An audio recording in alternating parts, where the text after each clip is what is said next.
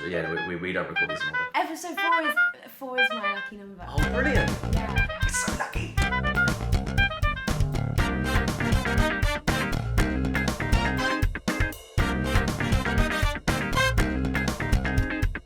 Hello, and welcome to episode 4 of the Young Performers podcast. So what next?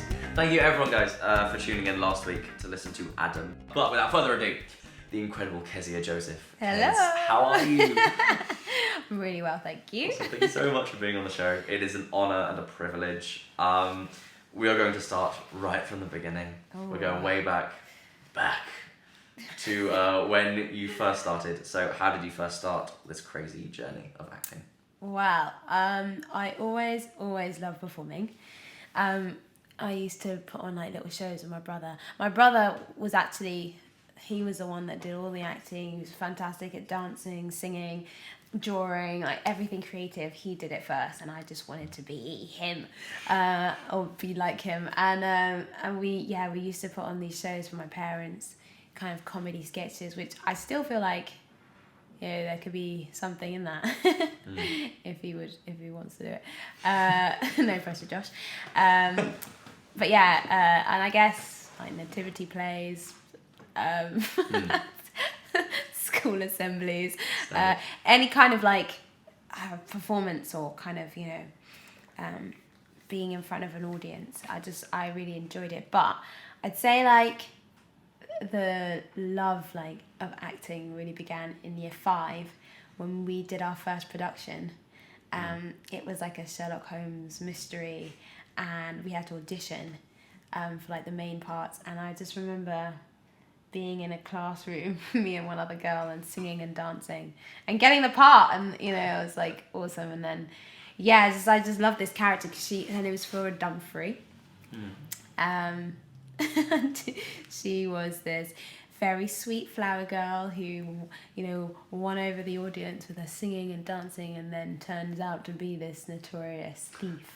And I just loved it so much. I love that there could be a character that I could transform into and become, that was like so nuanced and, you know, lived this crazy life that wasn't mine, and had completely different qualities, and just like a personality to me. And then the second thing was just the audience, like making them laugh. It was like, I don't know, it's different assemblies, isn't it? Because you got like kind of your parents, maybe an aunt, you know, like, and they're all kind of cooing and like, oh, so cute, you know, but they're kind of, you know, they're just being sweet. Whereas this was the first time we were kind of, you know, really trying to tell a story and convince this audience that, you know, what was on stage was somewhat real. And so to see them engaged and gripped and laughing, and then like kind of being like, wow, shocked and surprised, it was great. I was like, I have to do this more. And then I told my mum. My mum was a head teacher. Oh, cool. And so education has always been quite a like important part of my upbringing. And I remember telling her that I wanted to go to Barbara Speaks or Sylvia Young or Brit School or one of these like high schools that kind of train up kids. I want to be a kid actor. That was the thing. That was the original dream. It's like, I want to be the next Macaulay Culkin. Like I have to be. And she kind of put a stop to that. I was like, you know, I had a family member who'd been to Lady Margaret's, I think it's called, and had a really bad experience and was really badly bullied, and just a lot of jealousy and stuff. And my mum, I think, was just a bit worried. She was just like worried that I would, you know, potentially go through a similar thing. And also, as a head teacher, I was not convinced that these schools were the best academically. And so off to Twyford High School I went, but I still was bullied.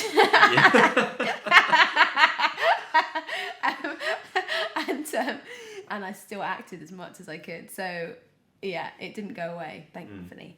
And then I was in every school production I could be in, and I had a teacher, an English teacher, who introduced me to Shakespeare, and I think because I was like, she could see that I wasn't just like, it wasn't from an academic point of view at all. It was more just like, you know, I really loved the stories and loved the characters, and she got me on board to be part of her own. She did her own like productions of Shakespeare plays and stuff. And I remember the first year I was hero and Much Ado About Nothing. So I didn't have a lot to sort of say, but I really loved that as well. I loved like discovering how you do a lot on stage without having lines. Still something I think that served me to this day. I'm not one of those actors that's like, I've only got 5 lines. I love the challenge. But the next year I was Lady Macbeth, and it was just like, it was so fun. It was just so much fun. Then I had another drama teacher called Miss Moore, who kind of, she just kind of like encouraged me to start thinking about it for the future, past high school. And she had gone to this very prestigious drama school called the Central School of Speech and Drama. and I remember just being like, whoa. And I didn't think much of it at the time, because really my high school had a really good drama department, but no one wanted to consider it for anything further. It was like ludicrous. It was like, well, what are you thinking? You know, this is just a hobby. And so I think I was quite rare in that regard, and they picked up on that, and you know, were very encouraging. So I think that's when it's kind of yes. So when you heard about the Royal Central School of Speech and Drama from your teacher, were there any other drama schools you then decided to start auditioning for, or was it from that point just Central? From the point at which I first heard Central's name breathed, there was about 5 years till I actually went to, or even considered auditioning for Central, because I'd heard along the way that it was really pretentious and you have to audition in front of a whole theatre full of people, like in the embassy, and I was just like, no thank you. And so I didn't actually take the advice of these teachers and audition for drama school till about 2 years after leaving sixth form. And I also had an art teacher who was kind of like, look, you know, you're really good at art. You're okay at acting. she had an agenda, but she was like, I think you should go to art school. And I actually took her advice crazily, and I went to art school for a year, and it was just like, it wasn't. There was good points, but it was on the whole quite awful, because it wasn't what I was meant to be doing. That was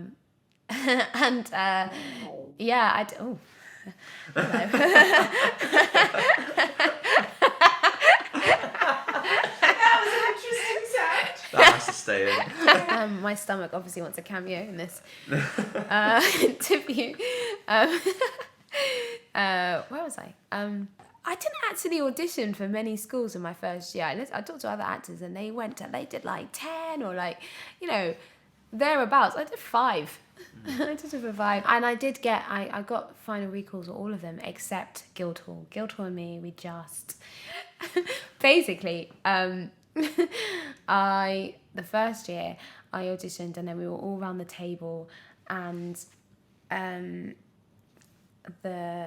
one of the panellists, like, she came in and she said, you know, you all were fantastic, and it's not based on ability or whether we think you can act. It's more about whether we think that you fit right in the school, and on that grounds we're not gonna see any of you for a second round. And it was just like, there must have been like 13 of us, and I was so shocked. I mean, for me I was like, yeah, cool, but I knew I'd seen other people that were like, I thought really good, and I was just so surprised.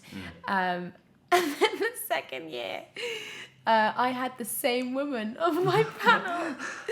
I didn't let it faze me, but we were all of the candidates were in the waiting room, and we were all just bantering, and I sort of like said, oh, this is really funny. Last time I was here, no one got to the second round. And wouldn't it be really funny if that happened again?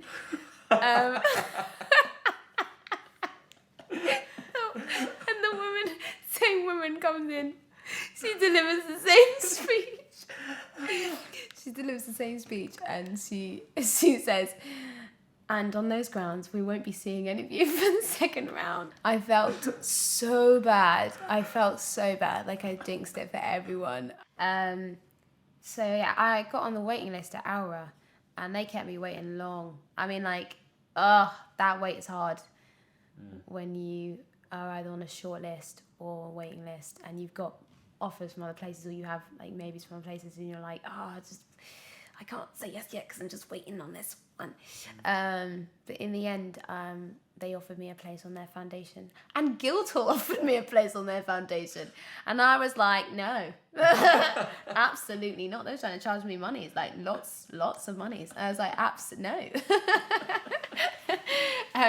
So I went to Aura for a year, and whilst I was there, a few of the other classmates were talking about Central and singing its praises and being like, out of all the schools, I'm definitely going to audition there. And I was like, what is it about Central? Like, I thought it was supposed to be really bad. And they're like, no, you should, you know, if you get the opportunity, you should definitely pay the £60 or however much it was to audition. I'd gone to see a CDT show and an acting show, but the CDT show really, like, I was like, yes, this is the kind of theatre I want to make. Shut up. That was me saying shut up to my belly. It's not your time. Yeah. I mean, the only thing that sort of made me hesitate was not knowing enough about CDT, which they've since corrected. They've got a video out. There's much more information about the course, but yeah, found out all the information I need to know to convince me that yes, I wanted to do it. I wanted to accept the place. And it was the right choice, I think, yeah. So how would you explain what the CET course is, or what it entails, what's different about it from any other course? Okay, so it kind of follows the Lecoq training, Lecoq School training quite closely, I think, actually. But essentially, it also kind of covers everything. And that sounds like really generalized, but it does kind of cover so much. We do puppetry, clowning, like devising, writing a little bit, comedy, as well as the fundamentals of acting. And I mean, like, yeah, collaborative and devised theatre, it's kind of in the title, but it doesn't mean that everyone that does CDT wants to be a deviser or wants to form a theatre company or, you know, wants to write, but it gives you that string to your bow, in a sense. Yeah. So you do a lot of writing yourself. Well, yes. When did you start doing that? I started in second year, technically, because we had our comedy showcase and we had to devise a little sketch, either 2 minutes or 1 minute monologue. So yeah, I created a character called Tamani, who is a 14-year-old boy from East London, and also a kind of accumulation of like young people that I'd met, but mostly my brother. And I didn't write him. I didn't write the scene first. I improvised the scene, and then I like transcribed what I'd improvised. But then I sort of tweaked certain lines, and I did a bit of research to kind of bulk out some of the things he was saying, and it went down really well. But because it wasn't like me, you know, sitting down with a piece of paper and a pen and you know, before I've even had the chance to put anything up physically, like I've created a full scene, because it wasn't that. I didn't consider myself a writer. I just was like, nah, I just made, you know, that's what we've been doing, like, you know, for a couple of years, just made a character. And then in third year, when it came to finding pieces for showcase, I looked high and low. Like, I thought, and yeah, there were some pieces that people were like, yeah, that's cool, that captures you. But I knew what I wanted. I think I knew what I wanted to show, and none of those pieces were doing it quite for me. So I had to go at writing. I'd already written a duologue, and I'd written this duologue in a coffee shop one night with my classmate Francis, and classmate, she's my friend, but yeah. and it just all came. It you know, it was kind of based on an experience that I'd had, but also like just pulling from, like, you know, my imagination and what would happen if, you know, this character exists, and, you know, how would she speak and what would be her givens and whatever. And it just all kind of came out. And I think it was a classmate actually that suggested, you know, why don't you try your duologue for showcase. And I was like, I don't know, man. It's a bit personal. I don't know if it's ready. Like, and then I thought, well, what have I got to lose? Just like presenting it to the class. But I knew it needed to be rewritten slightly so that it could serve the other actor, because it's our showcase piece, so it was a bit more balanced. And that was a really interesting process. And I think that process is what made me go, I can write, or I think I'm a writer now.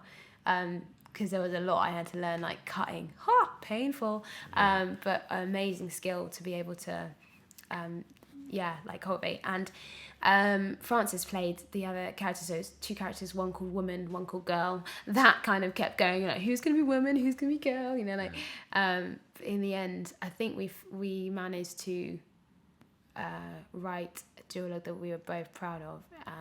And I say we because even though I was writing it, like, again, it was very much a collaboration in that I knew that I wanted her to be served well by the writing, but I wanted her to find a character that she could feel proud of too. And so I got her to just sort of like freestyle some lines and did some improv stuff. And in that way, we ended up with the final duologue. And then it just made sense for me to write my monologue because I was like, well, if I can do this for two people, pressure, then I can do this for me.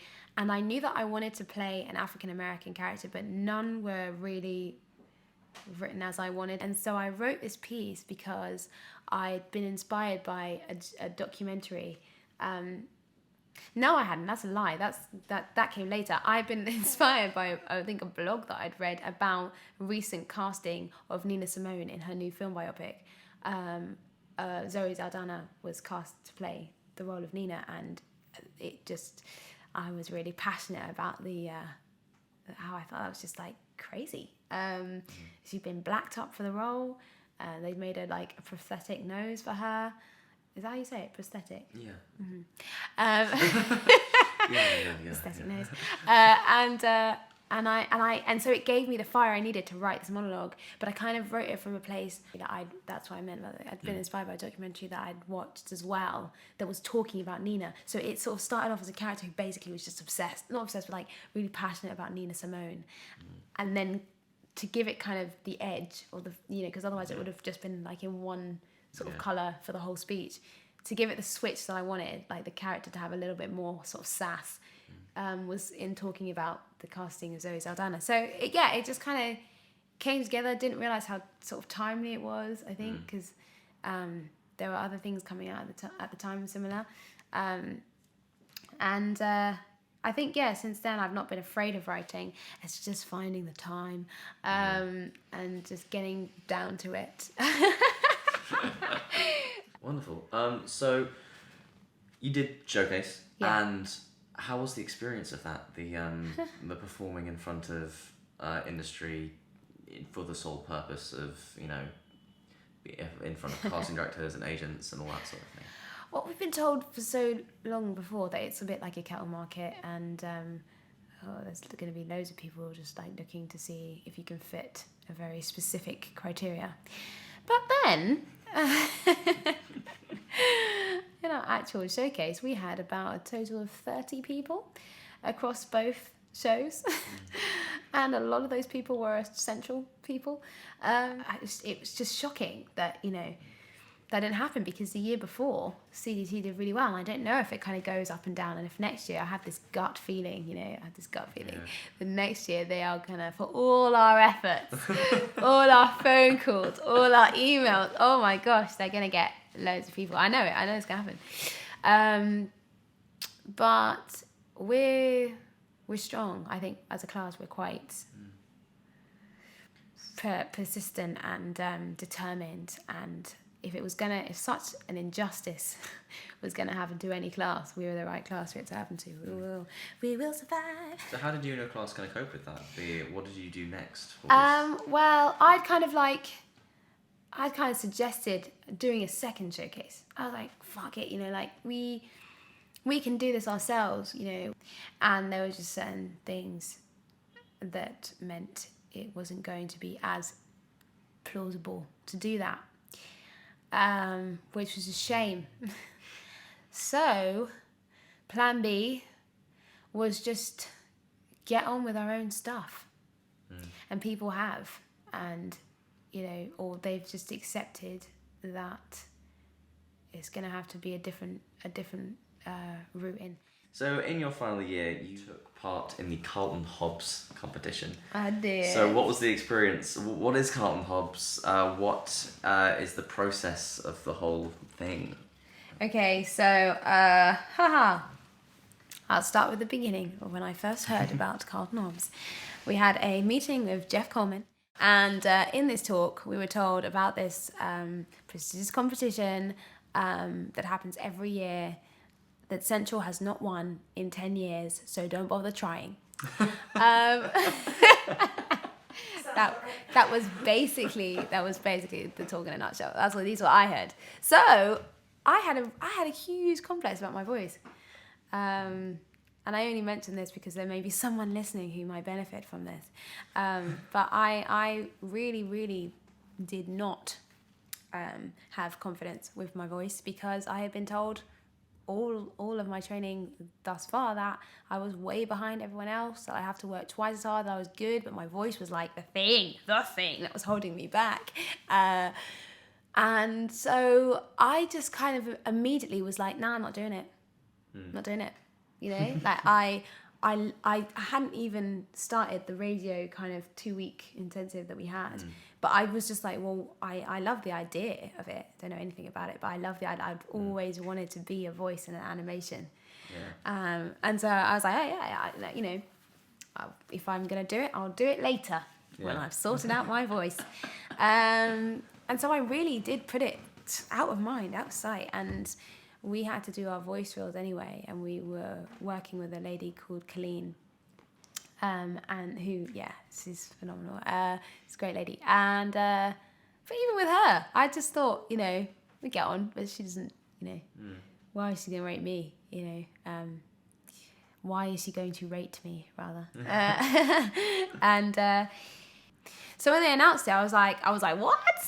What? Because obviously at Central, unlike other drama schools, there are 3 different courses within BA acting, and we are all eligible for the Carlton Hobbs. So they have to pick a team of 4 out of about 60 students on average. And so within our class, they picked 4. And then out of the 12, they then picked the 4 to go. And so I was like, oh, wow, I've been chosen out of our class. I had a chest infection. This is the other thing. I had a chest infection.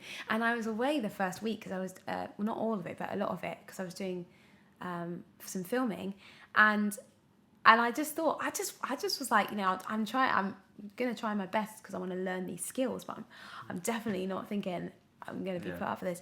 And I was like, oh my gosh, and they had an external guy come in, external guy come in to audition us in a way, and then I got picked.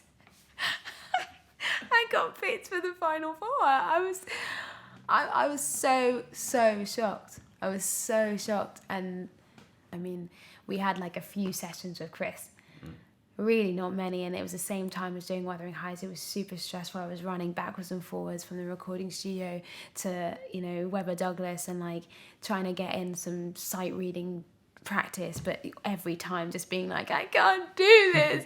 I'm so shit at this. Why?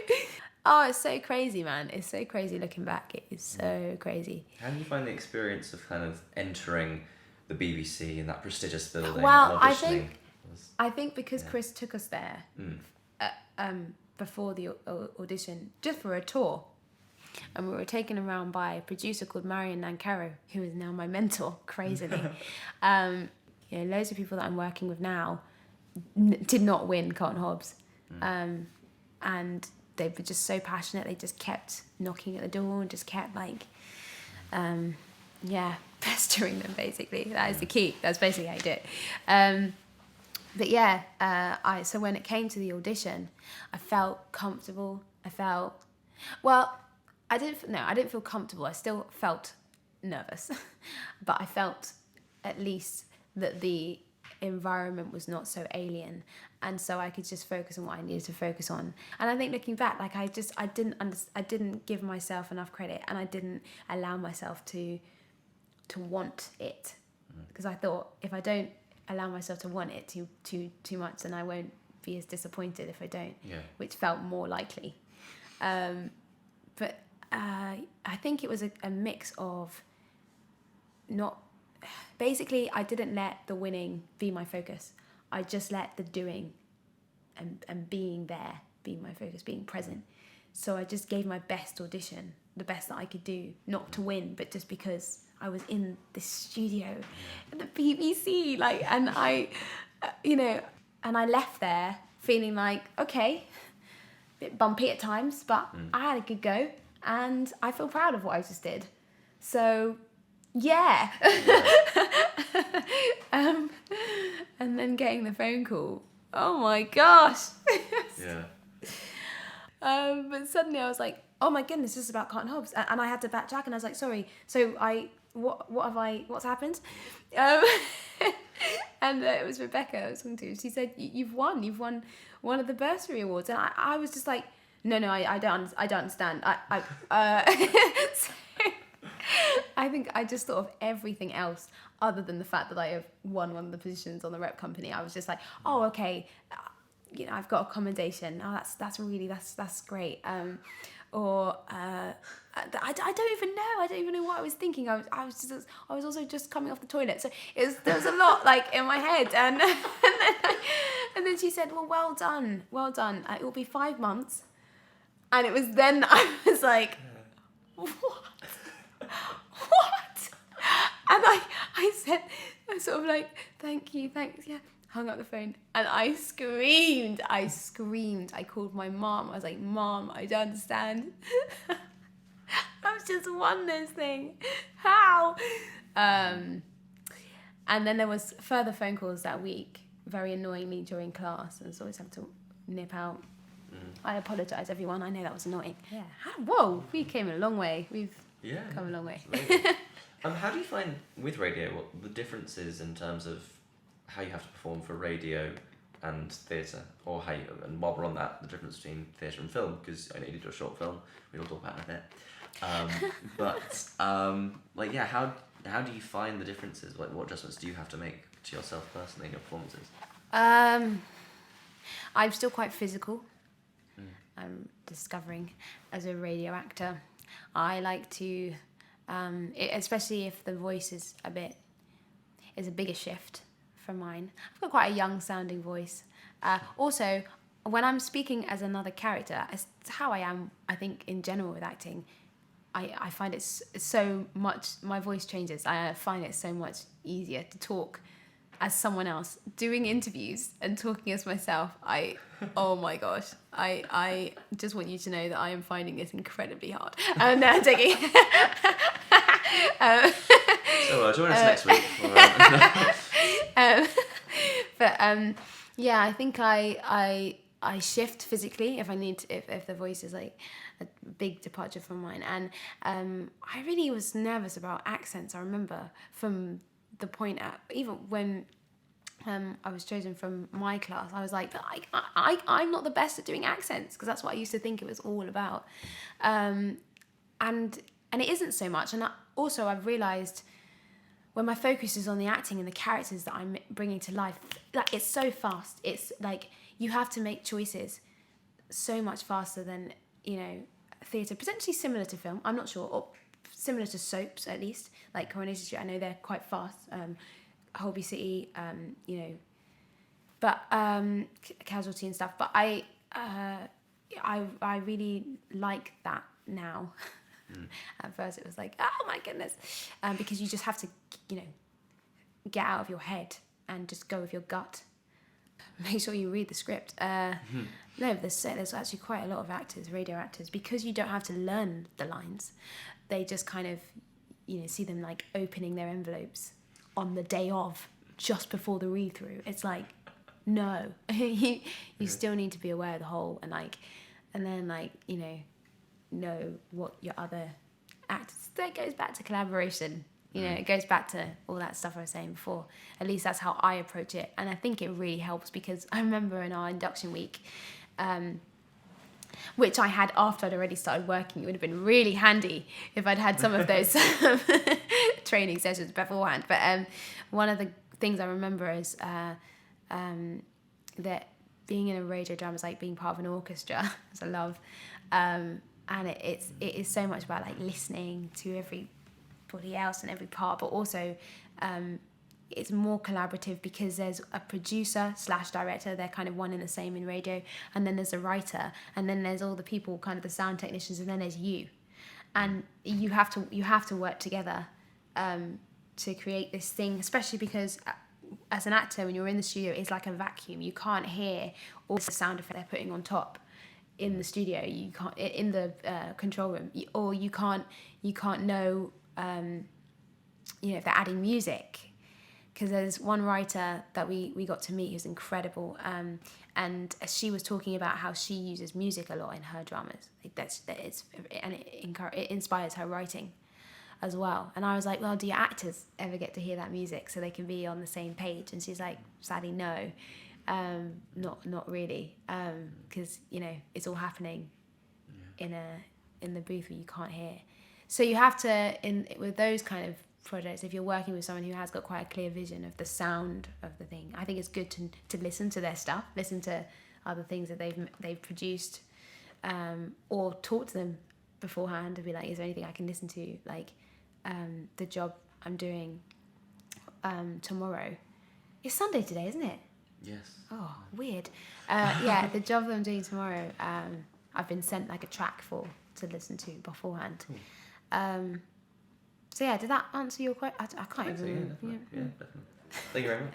Okay.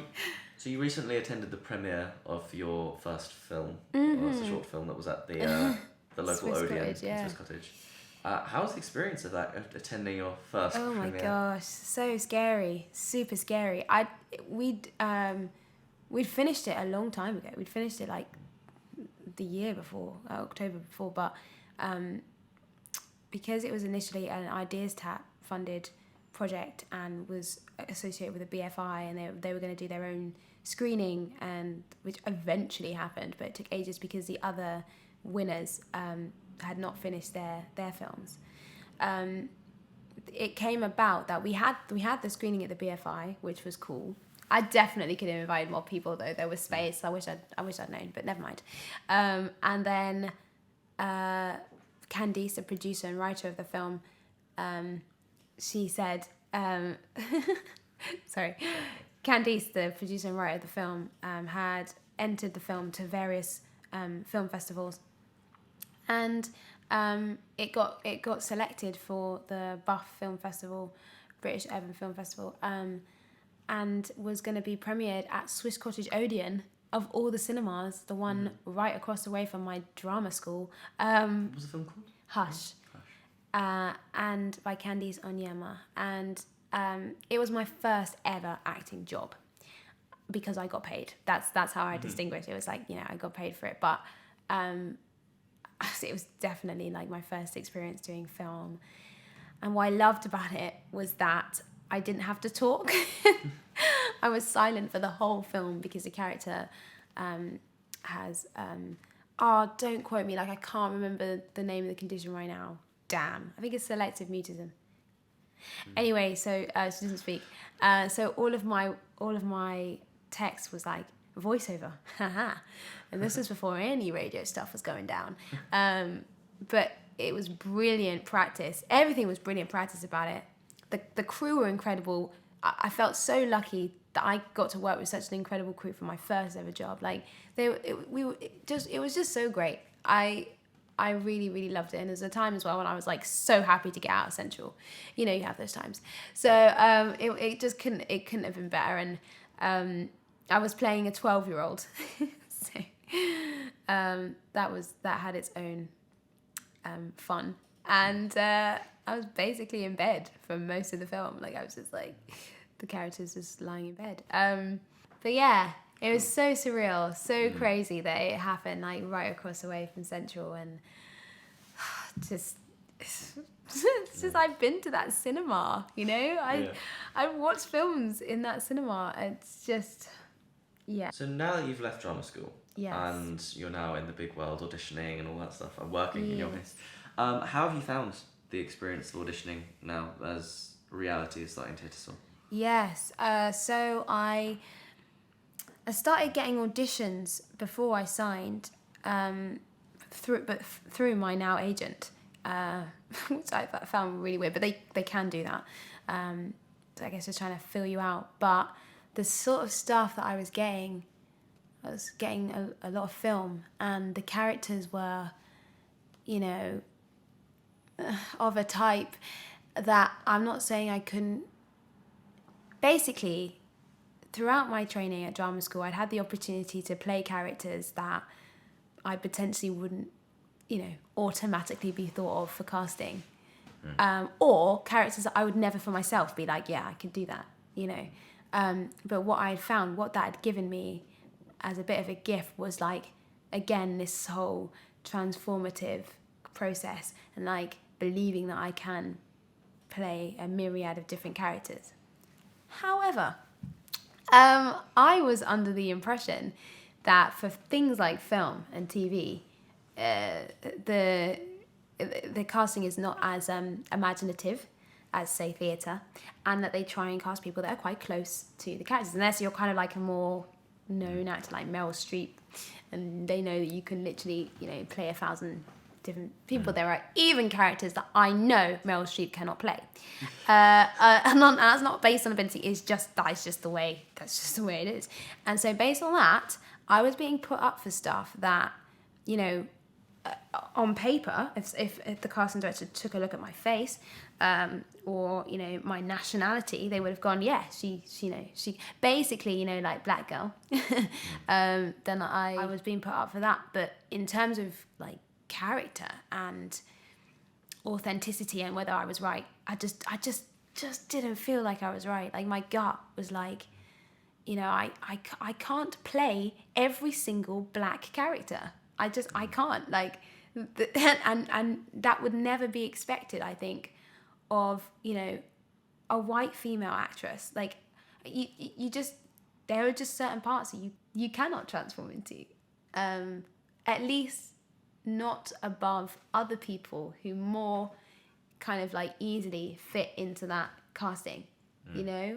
And I think that's what I was just super aware of. I went for those auditions because I thought, well, I'm getting to meet these casting directors, and also, you know, maybe, you know, like, who knows? But I just knew, I know actors myself who would just be able to do it like in their sleep. This isn't me. I think my agents are still, you know, working me out, and that's cool. They don't know me.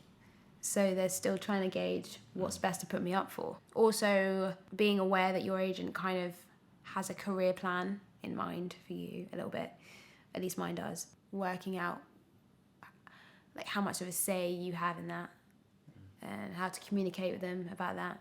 And I've completely lost my train of thought. What was I saying?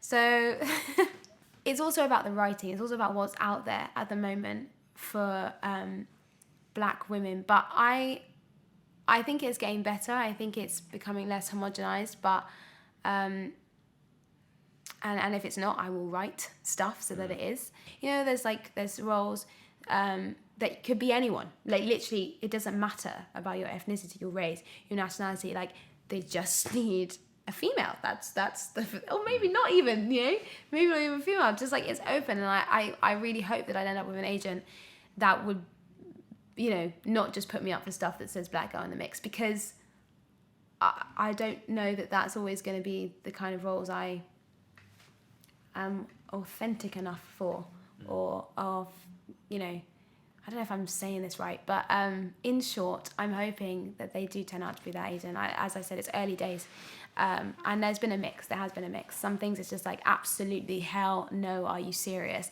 And then others where it's like, I can see this, but potentially not the right age, or potentially not the right physique, you know, things like that.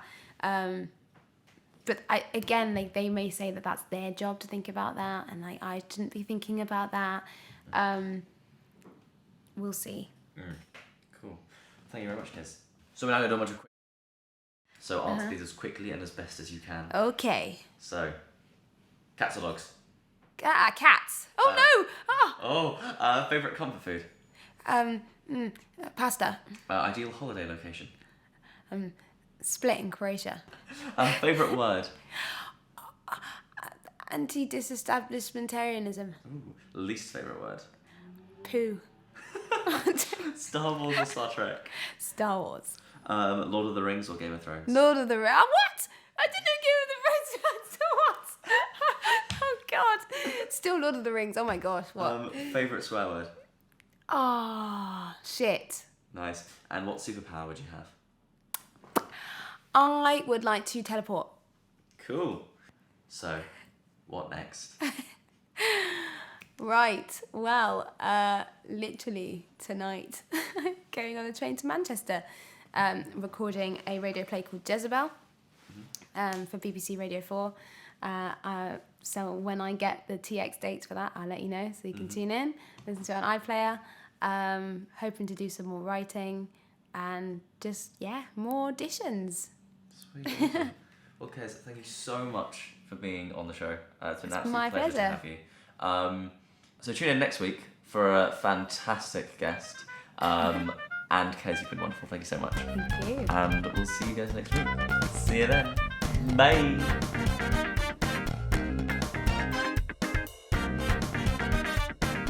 Thanks everyone for tuning in again this week to So What Next. Adam Silas was on last week. You can find his episode and the link in that top corner there. And if you want to see any of Keziah's stuff or want to hear more from her, we've got her links in the description below. As always, don't forget to like, favorite, subscribe, and leave us a comment telling us what you enjoyed about the show. Don't forget to tune in next week for another cool episode of So What's Next.